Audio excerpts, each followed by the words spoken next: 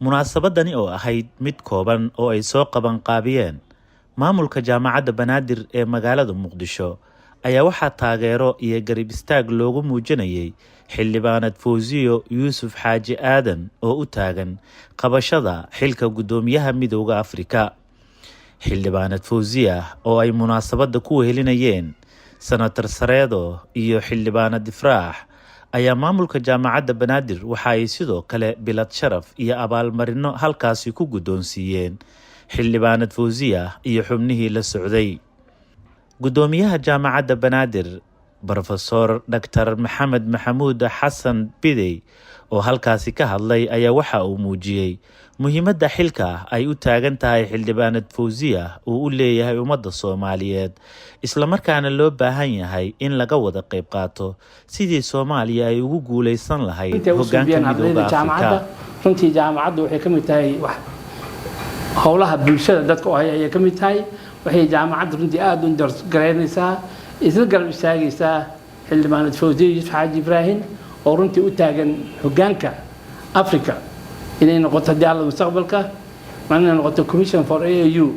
German chiefka waana u rajeynayno inay ku guuleysan doonto aan runtii kuna faraxsanahay kuna garab taaganahay oo runtii qof wax bartay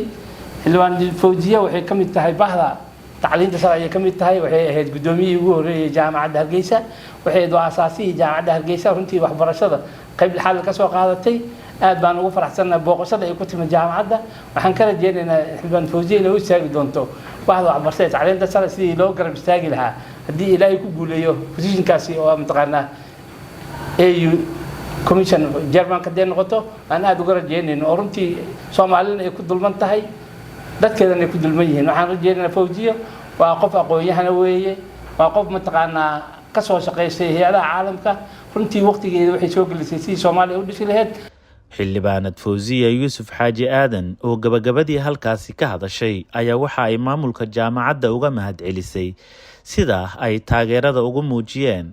iyadoona fariin u dirtay bulshada Soomaaliyeed. jaamacadda Banaadir dadka ka qalin jabiyay iyo dadka hadda ku jira ee wax baranaya intuba dibudhiska dalkan bay maxay tahay wax u baranayaan hadday tahay dhakhaatiir macallimiin injineero nooc kasta ay tahay IT 13 department ayaa ka furan faculty macallimiin heer sare ah oo aad iyo aad tayadooda u sareyso ajnabi iyo Soomaaliba baa ku jira waxaan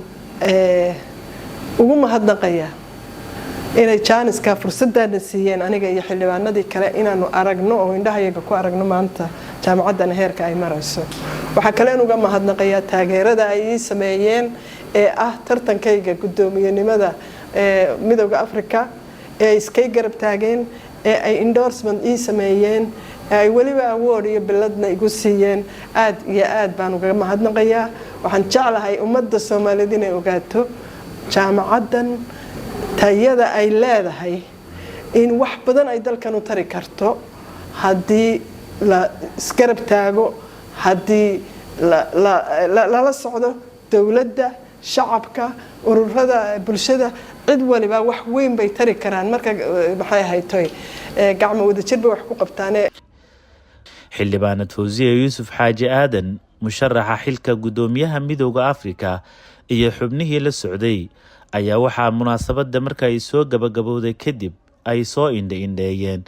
kuliyadaha waxbarasho ee jaamacaddaasi iyo qaybaha ay ka kooban tahay iyagoona dhiirigeliyay ardayda wax ka barata jaamacaddaasi iyo qaar ka mid ah macallimiinta ajaanibta ee wax ka dhiga jaamacadda Banaadir oo ka mid ah jaamacadaha waaweyn ee ku yaala gudaha dalka.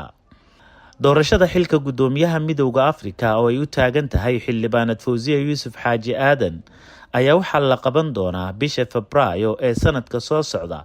iyadoo la filayo inuu la tartamo Raila Amolo Odinga oo isagu matalaya dowladda Kenya